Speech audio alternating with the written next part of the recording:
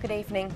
A woman from the Midlands who was given contaminated blood by the NHS says she feels angry and betrayed after the government ruled against increasing the compensation payouts to victims. More than 4,500 people contracted HIV and hepatitis in the 1970s and 80s in what's been described as the worst treatment disaster in the history of the NHS. David Chisnall has this report. Campaigners infected by contaminated blood travelled to Westminster this week to call for more financial help. But they went away disappointed after the government ruled out an increase in compensation payments. Colette Wintle from Lower Broadheath in Worcestershire was one of those calling for more support.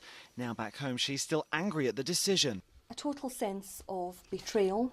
It was a horrific outcome. I'm very, very angry, not just for myself, but for all those people and their families who've suffered immeasurably and have been put in a dreadful position financially, and that those losses are not being acknowledged, no one is being held to account, and responsibility has been dispensed with.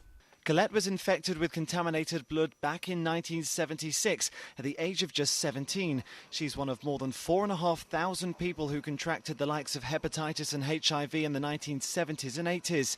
2,000 of those have since died. To be infected with multiple viruses from state-produced products that, we had no control over that. But really and truly, it's shocking that we have a situation where that has been accepted and clearly negligence has taken place.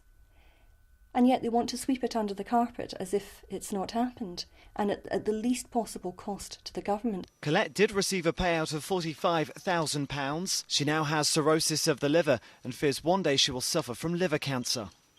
I don't want to die and leave my family in a financial mess. I don't want my husband to be forced to give up his professional career because I am going to need looking after. I don't want my daughter to see that. And I dread what future I've got because it won't be a pleasant one. The government have promised to look again at the cases of people infected with hepatitis C and report back by Christmas. But for those like Collette, that promise doesn't go far enough. David Chisnall in Lower Broadheath for Central News. Yeah.